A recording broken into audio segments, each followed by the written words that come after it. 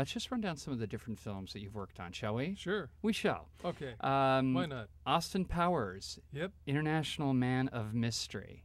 Cool. And the sequels. And you did all the sequels to that. Mm-hmm. Well, you know, it seems like if you align yourself with a filmmaker and they have a hit, I mean, that's pretty much a kind of a nice little windfall for a composer, isn't it? It is. In fact, one of the other things I tell young people as they're getting into this business is that if you consider the fact that probably 80 to 90% of the people trying to do the job you want to do are as talented as you are at doing it, and put that aside, then what gets them the job? And it's a combination of luck and who you know. And there's not much you can do about luck except stay at the table and keep playing. But who you know, you can do a lot about. We also have Mortal Kombat. Yep. Moving from the comedy genre into kind of the, I guess, sci-fi horror genre. Yeah, martial arts. That was an interesting score because they tempt it with a temp score is a temporary score that they put under a movie while they're still working on it, and a lot of times they'll audition it for audiences with temporary music in it just to see how the whole film plays in front of an audience, and they filmed it. They temped it with big orchestral score from The Fugitive, I guess, or something like that, and the kids at the focus group afterwards said they hated that music. And they had already hired me to do a big orchestral score. And so what I wound up doing is having a techno rock kind of core, and then taiko drums and Japanese flutes, and then a huge orchestra in back of that. And it was all bass clef instruments in the orchestra. No sissy flutes or trumpets. It was all, I called it my testosterone orchestra. You did Zalman King's Red Shoes Diaries. Yes. That was that a series for? Was that an HBO series as well? Showtime. Showtime. Yeah. Wasn't that a little bit adult themed? Oh, it was risque. Yeah. It was risque. Is that the one where you've got the woman narrating and she goes, and then I walked down the... She's always describing some situation she's going to be in. Exactly. What it started out, they did a film of it first, and then it went into series. It was David Duchovny, the guy that was in X-Files. It was his first big break on the screen, and he went from that to doing doing X-Files, as a matter of fact.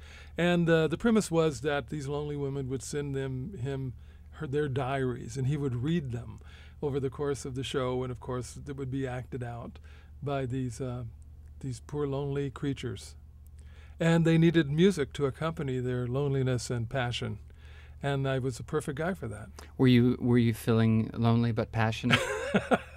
Most of the time. There you go. John Waters is another name on your resume. A Dirty Shame. Tell me about working on that film. He's amazing. He's just he's from the South too. He's from Maryland, which is close enough. And you wouldn't expect it, but he's like a Southern gentleman when you meet him. He's very well-spoken and well-mannered.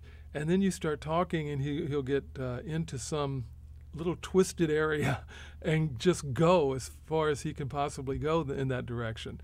And you sort of don't expect it because because the rest of the conversation hasn't been like that.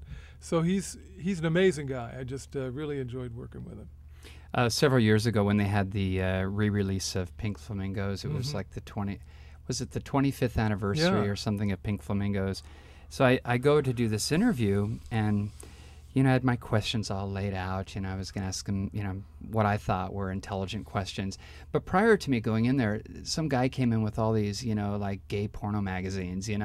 So I walk in there, and they're all spread out in front of him, and going, wow, gee, I wish I could have been the fly on the wall for that interview. I mean, my interview was going to be a little more sedate, like, tell me about the process of making a film. But I guess with Pink Flamingos, when, some of the... Did you ever see the film? Oh, yeah. Yeah, with some of the imagery of people doing things with their body parts. I guess the gay mags were a little bit more appropriate, I guess. I don't know. Might have been. So...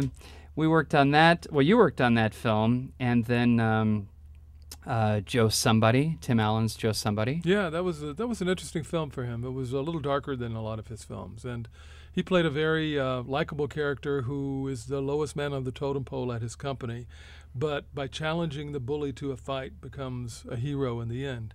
But he walks away from the fight and stays a hero to his own daughter. Wow, that's heavy. It's heavy. I think on that note, we should take a musical break. Okay. I think I need to gather my thoughts. Would you like to play the main title from a movie I did called Wild Things? Yeah, now tell me about that, because I remember when that film came out, Matt Dillon, and who was the, what was she on, Beverly Hills 90210? Oh, it was Denise Richards and Neve Campbell. Now, it wasn't a big thing because she wasn't going to appear naked, and everybody thought she might be naked in the film. Yeah. And it was going to be her big racy breakout film, but no go, huh? Well, there's an interesting menage a trois that occurs halfway through the film. You'll have to see it. Oh, there you go. Oh, maybe I should go rent this now. It's a good one. Being a lonely and passionate man that I am. I might need to stop and get that. Thank you very much. Okay,